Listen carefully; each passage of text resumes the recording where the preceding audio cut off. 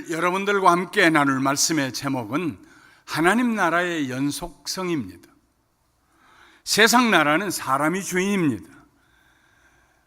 때때로 영웅 호골이 나타나서 집단을 만들고 나라를 만들지만은 잠시 후면은 바닷물이 와서 모래밭에 있는 그림을 씻어내는 것처럼 흔적도 없이 사라집니다.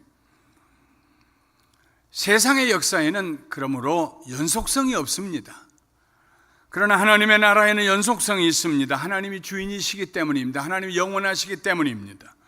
하나님께서 절대 주권을 가지고 그의 나라를 이루어 가십니다. 하나님의 나라는 사람이 주인이 아닙니다. 하나님이 주인이십니다.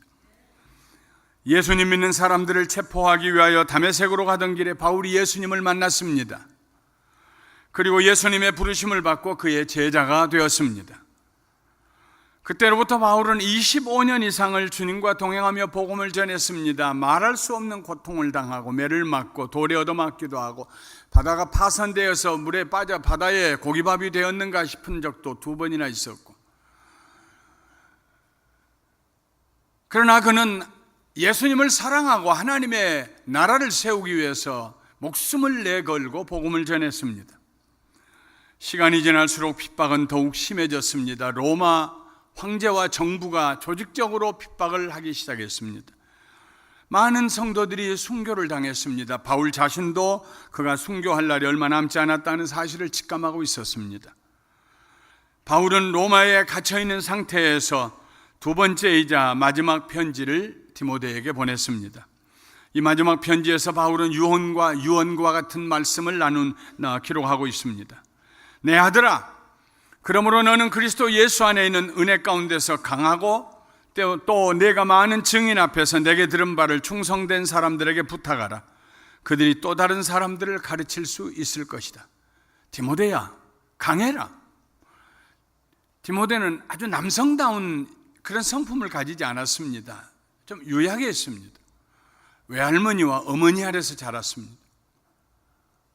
강해라. 은혜 가운데서 강해라. 그리고 내가 너에게 가르쳐준 복음의 진리를 다른 사람에게도 가르쳐서 내 다음 대를 네가 있는 것처럼 너의 다음 대도 이어갈 사람들을 준비하고 세워라 하는 말씀을 기록했습니다. 바울은 그가 이 세상을 떠난 후에도 복음이 왕성하게 전파되기를 원했습니다. 자기가 디모데를 후계자로 길러냈던 것처럼 디모데도 또 다른 제자들을 길러내라고 간곡히 부탁합니다. 성경에 보면 하나님 나라를 위하여서 후계자를 세우는 3가지 이야기들이 기록되어 있습니다. 이 3 이야기에는 서로 다른 점도 있고 공통점도 있습니다. 오늘은 여러분과 함께 이 3가지 얘기를 나누어 보려고 합니다.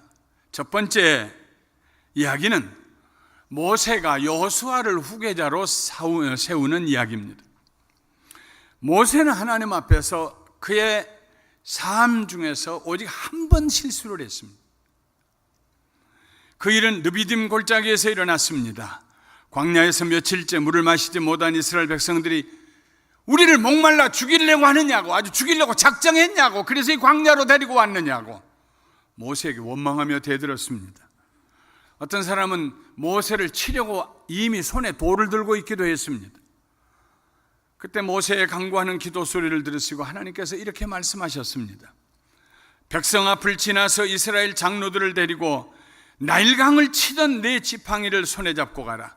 내가 호렙산에 있는 그 반석 위 거기서 내 앞에 서 있으리니 너는 그 반석을 치라.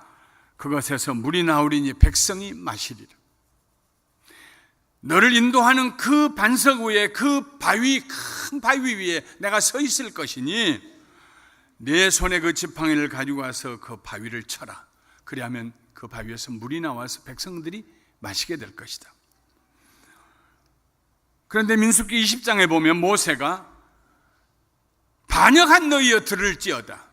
우리가 너희를 위하여 이 반석에서 물을 내랴? 깜빡 잊었어요. 하나님이 하신다고 했는데 너무 화가 나고 속이 상했어요. 손에 들고 있던 지팡이로 반석을 2번 쳤습니다. 아마 있는 힘껏 쳤을 것입니다. 그러자 물이 많이 솟아나오므로 회중과 그들의 짐승이 마시고 해가를 했습니다. 모세도 사람입니다. 왜 감정이 없겠습니까? 시시때때로 일마다 딴죽을 걸고 덤벼드는 이 200만 명 이상 군중심리에 휩쓸려서 우르르 몰려드는 이 이스라엘 백성들, 돌로 금방 칠 것처럼 충혈이 돼서 몰려드는 이스라엘 백성들, 모세도 사람인데 왜 속이 안 상했겠습니까? 우리가 너희들을 위해서 물 내랴? 딱!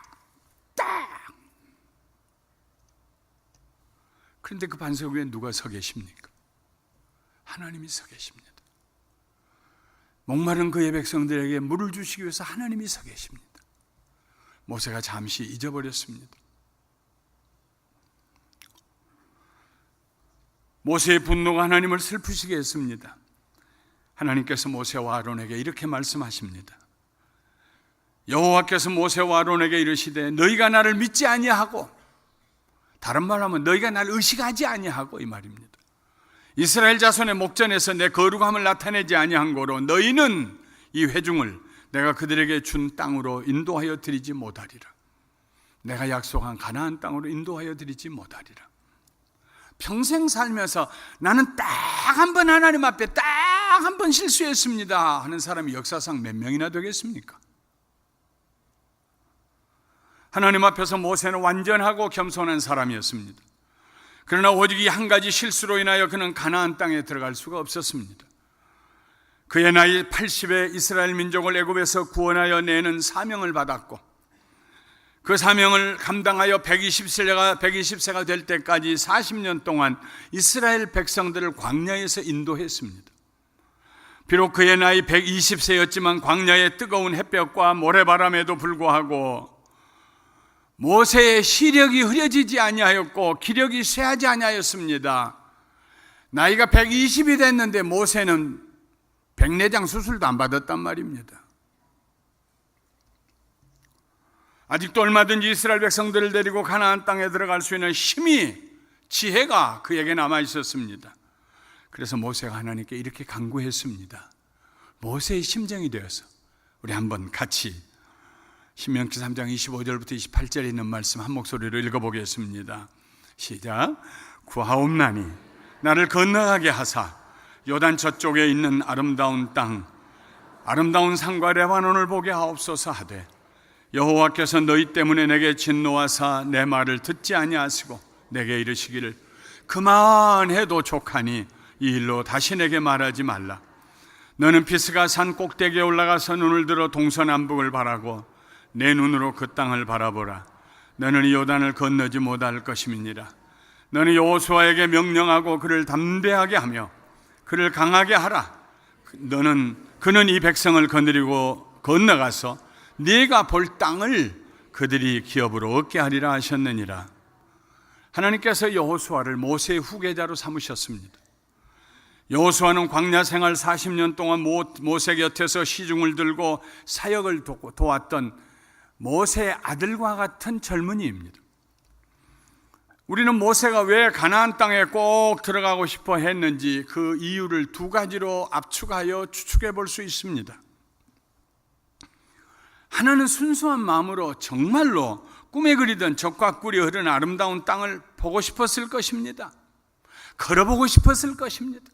저 위에서 아래까지 하나님께서 조상 아브라함과 이삭과 야곱에게 약속하셨던 그 땅, 적과 꿀이 흐르는 땅, 거기 들어가 보고 싶었을 것입니다. 얼마나 들어가고 싶었겠습니까? 다른 하나의 이유는 아마도 아직도 마음이 놓이지 않는 젊은 여호수아를 자기의 능력이 미치는 한 좀 더 도와주고 싶었을 것입니다. 실제로 모세는 아직 건강했습니다. 더 인도해 갈 수 있었습니다. 여호수아는 모세가 죽은 후에 며칠 동안 주저앉아서 일어나지도 못했습니다. 이 많은 백성을 내가 데리고 어떻게 간다는 말인가? 너무 겁이 났습니다.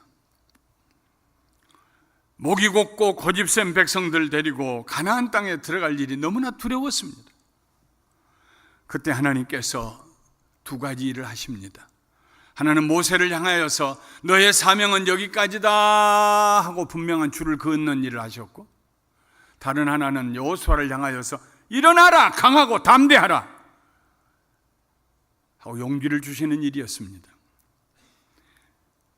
여호수아에게 하나님께서 말씀하십니다. 내 평생에 너를 능히 다 대적할 자가 없으리니 내가 모세와 함께 있었던 것 같이 너와 함께 있을 것임이니라. 내가 너를 떠나지 아니하며 버리지 아니하리니 강하고 담대하라. 너는 내가 그들의 조상에게 맹세하여 그들에게 주리라 한 땅을 이 백성에게 차지하게 하리라. 위대한 지도자 모세와 그의 뒤를 돌보고 있는 젊은 지도자 여호수아 사이에는 누가 보아도 차이가 있었습니다. 백성의 장로들도 경험이 없는 여호수아가 어떻게 그 많은 이스라엘 백성들을 가나안 땅으로 인도할 수 있을까 걱정했습니다. 여호수아 자신도 두려웠습니다. 분명히 모세와 여호수아 사이에는 세월과 경험이라고 하는 갭이 있었습니다. 그런데 그 부족한 부분을, 그 갭을 하나님께서 메워주시겠다고 나서십니다. 모세와 장로들에게 걱정하지 말아라, 여호수아에게 두려워하지 말아라, 내가 있지 않느냐. 누가 이 백성을 애굽에서 나오게 했느냐? 누가 이 백성을 광야에서 40년 동안 먹여주고 입혀주고 발이 부르지 않게 해주었느냐? 나 아니냐? 누가 저 젖과 꿀이 흐르는 땅으로 인도하겠다고 약속했느냐? 나 아니냐?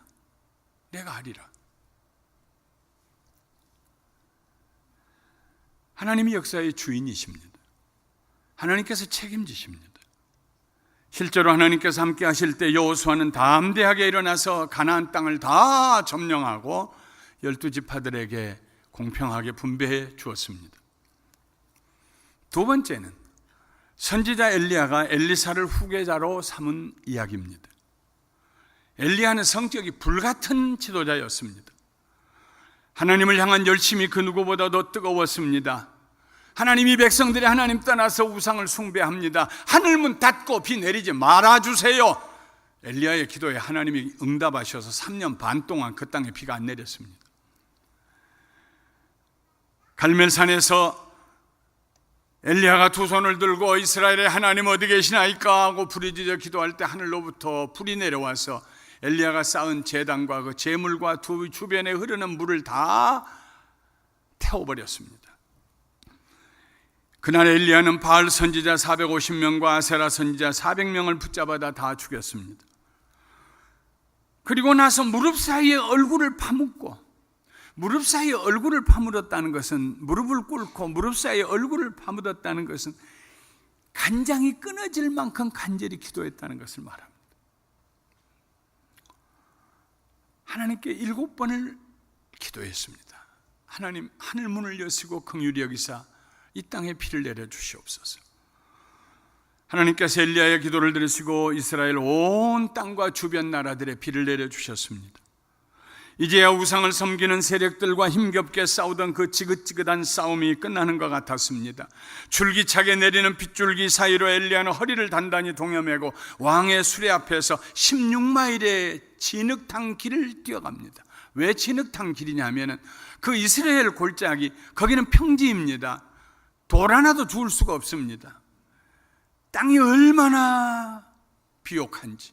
그러나 비가 오기만 하면은 진흙탕이 됩니다. 맨 땅을 뛰어가도 쉽지 않은데요. 영적인 대전쟁을 끝나고 16마일을 비가 오는데 진흙탕 길을 허리를 질끈 동여매고 왕의 수레 앞에서 피를 맞으며 뛰어갑니다. 그러나 이스라엘 성에서 엘리야를 기다리고 있는 것은 백성들의 환호성이 아니었습니다.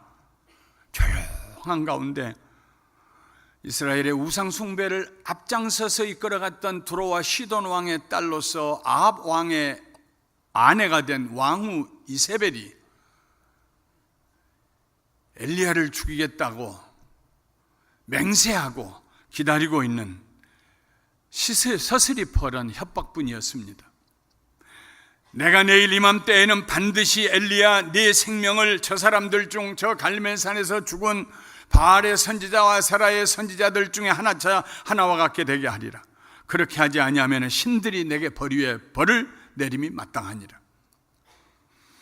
그 말을 듣자마자 16마일을 빛 가운데서 진흙탕 길을 뛰어왔던 엘리야, 기진맥진해 있을 엘리야가 그 왕 이세벨의 위협하는 소리를 듣자마자 그 길로 즉시로 피난길로 올랐습니다.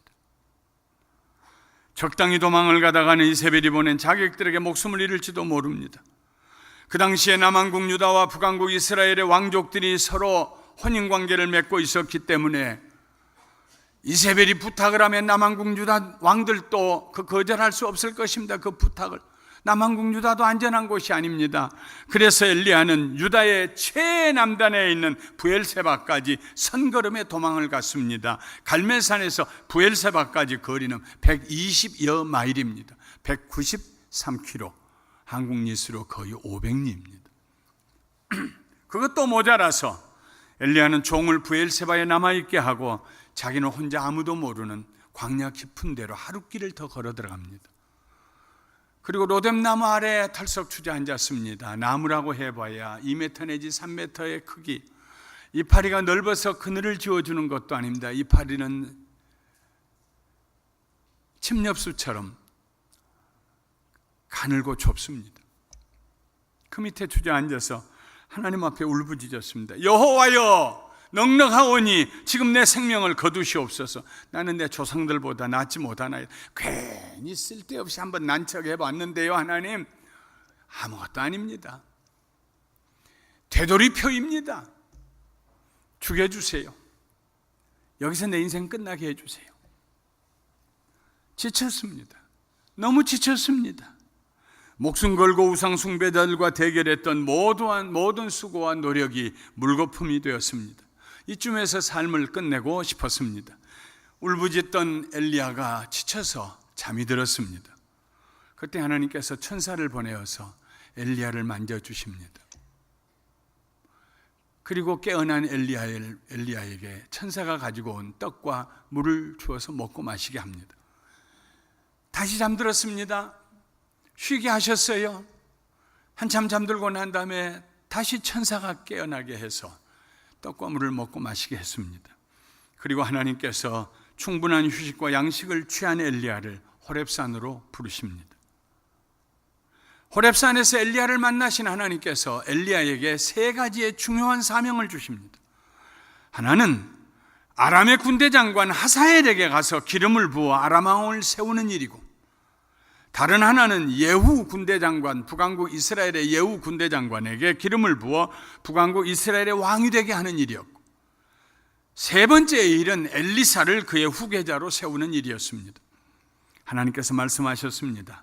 하사엘의 칼을 피하는 자를 예후가 죽일 것이요, 예후의 칼을 피하는 자를 엘리사가 죽일 것이다. 엘리야는 자기의 사명이 실패했다고 생각했습니다. 지쳤습니다. 끝내고 싶었습니다. 후계자는 생각도 안 했습니다.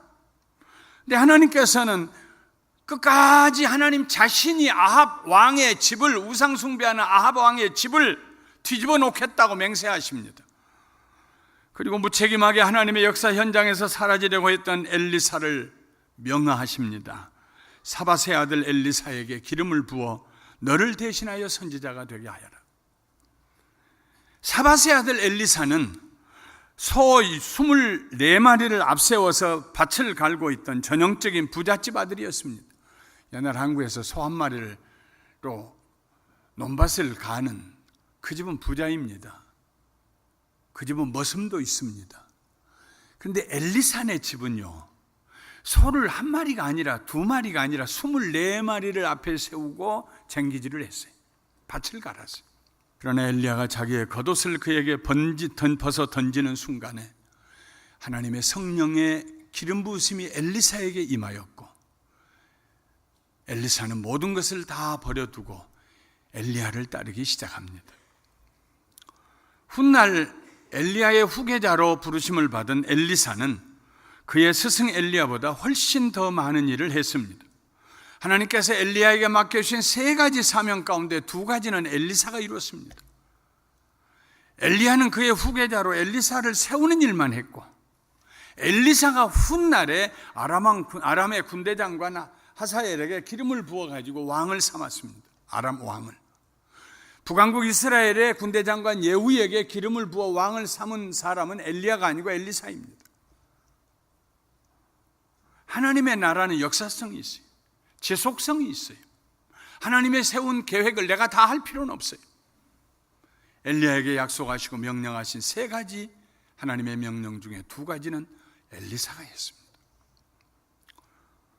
성경에서 후계자를 세우는 2번째 이야기에서도 역시 주인은 하나님이셨습니다. 3번째는 예수님께서 제자들을 후계자로 삼으신 이야기입니다. 모세의 후계자는 여호와 한 사람이었습니다. 엘리야의 후계자도 엘리사 한 사람이었습니다.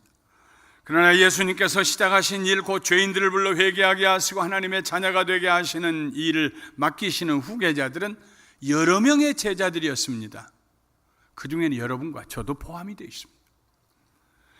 여호수아와 엘리사를 하나님께서 택하신 것처럼 예수님의 제자들도 자기들이 원해서 제자가 된 게 아니라 예수님께서 그들을 불러서 제자 삼아 주셨습니다. 요한복음 15장 16절에 너희가 나를 택한 것이 아니요 내가 너희를 택하여 세웠나니 이는 너희로 가서 열매를 맺게 하고 또 너희 열매가 항상 있게 하여 내 이름으로 아버지께 무엇을 구하든지 다 받게 하렴이라. 너희가 나를 택한 것이 아니다. 내가 너희를 택했다. 예수님의 제자들 한 사람 한 사람 세워놓고 보면 어느 누구도 예수님께서 하신 일들을 계속할 수 있는 능력이 없었습니다. 지혜도 없었습니다. 그들은 이제 겨우 3년여 동안 예수님을 따라다니면서 하나님 말씀을 배우기 시작한 초짜 신자들입니다. 예수님께서 기적들을 행하실 때마다 그들은 놀랍고 자랑스러워서 투사 현상을 일으켜서 자기네들이 뭘 하는 것처럼 으쓱했지만은 그들 자신으로서는 아무것도 할 수 없었습니다. 예수님도 아직 젊으시고 자기들도 젊으니까 이렇게 20년, 30년 계속 그렇게 하다 보면 이스라엘이 로마의 나라, 로마의 손아귀에서 벗어나 독립하게 될 날도 올 것이고 예수님의 나라가 세워지면 우리도 한 자리씩 할 수 있을 것이다 하는 뜬구름 같은 꿈을 꾸고 있을 무렵에 예수님께서 1번, 2번, 3번 자주자주 말씀하십니다. 내가 너희를 떠날 것이다. 내가 잡힐 것이다. 내가 죽을 것이다. 왜 자꾸 이 세상을 떠나 아버지께로 가신다고 하는지 제자들은 이해할 수가 없었습니다. 그러기에는 예수님도 젊고 제자들도 젊었습니다. 그간에 가졌던 만남의 시간이 너무 짧았습니다. 예수님께서 떠나시고 나면 누가 그들을 지도하고 이끌어갑니까? 갑자기 공중에 붕 떴다가 절벽 아래로 떨어지는 느낌이었습니다. 이럴 줄 알았으면 그냥 고기나 잡고 있을 걸 괜히 따라 나섰다고 생각이 들었을 것입니다. 적어도 베드로의 눈에는 예수님이 몹시 무책임해 보였습니다. 그래서 예수님의 소매자락을 붙잡고 예수님에게 충고해서 그런 말씀하지 마세요. 예수님은 제자들의 마음을 잘 이해하셨습니다.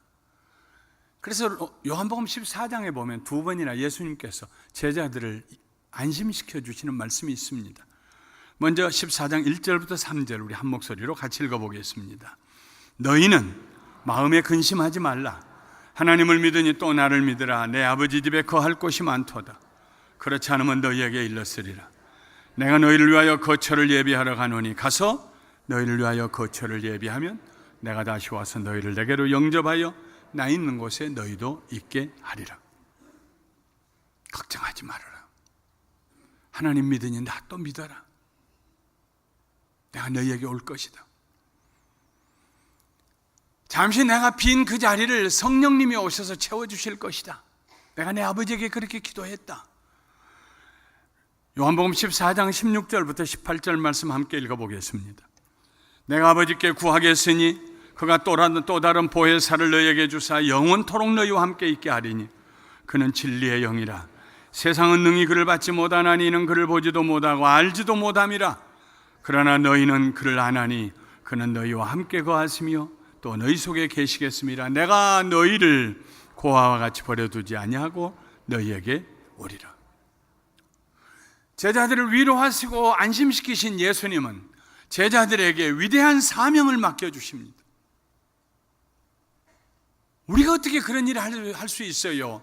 그런 제자들에게 예수님께서는 큰 믿음을 가지고 위대한 사명을, 마가복음에, 마태복음에 마지막에 예수님이 하신 말씀들을 우리 한번 읽어보겠습니다. 마가복음 16장 15절부터 18절 같이 읽어요.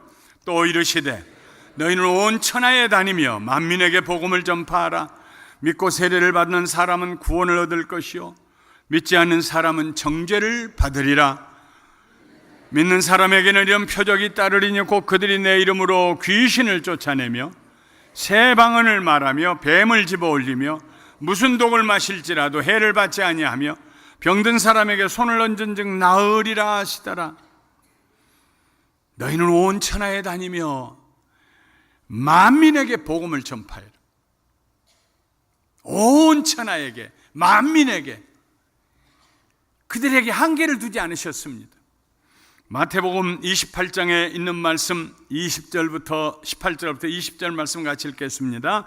예수께서 나와 말씀하여 이르시되 하늘과 땅의 모든 권세를 내게 주셨으니 그러므로 너희는 가서 모든 민족을 제자로 삼아 아버지와 아들과 성령의 이름으로 세례를 베풀고 내가 너희에게 분부한 모든 것을 가르쳐 지키게 하라.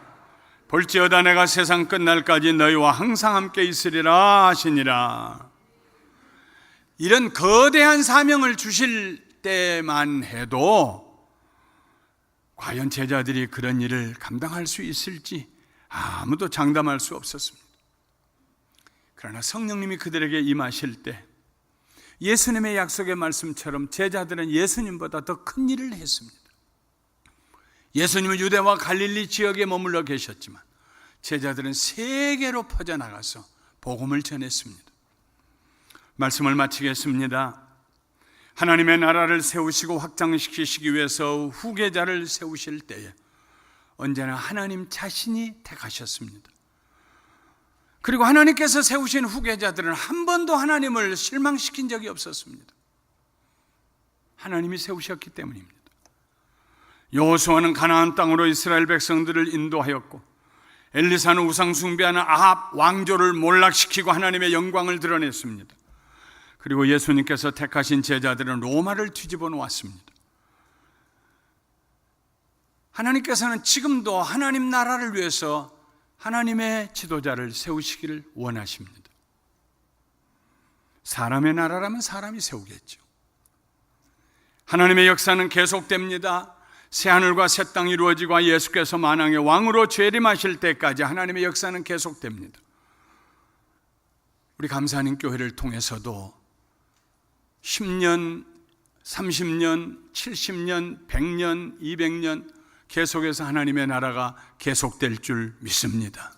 하나님의 나라는 영원합니다. 하나님의 권세는 무궁합니다. 지금도 살아계신 하나님, 우리 가운데 역사하신 하나님, 우리 감사하는 교회의 주인이 되시고 머리가 되시는 예수 그리스도에게 모든 영광과 감사와 존귀를 올려드립니다. 할렐루야.